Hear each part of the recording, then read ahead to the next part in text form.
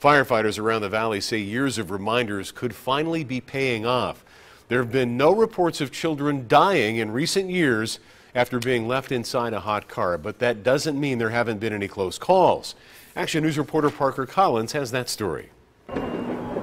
This may not look like a death sentence, but it is. For a child locked inside, it might only take minutes for heat stroke to set in. It's devastating. It's devastating to the families, but it's also devastating to the responders.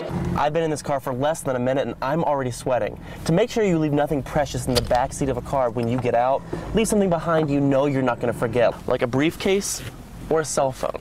Every year we see hundreds and hundreds of calls where a child or a pet has been left in a vehicle.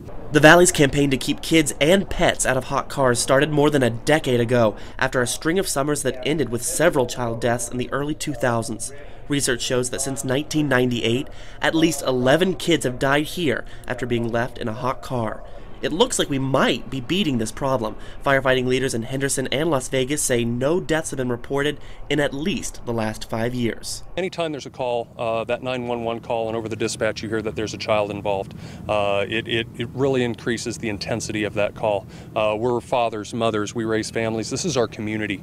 Parents of a child who dies in a hot car will not only be left heartbroken, but also in handcuffs. If a bystander calls these guys and they make it to the car before the parents, charges will soon follow. Near Torrey Pines and Oakey, Parker Collins, Channel 13 Action News.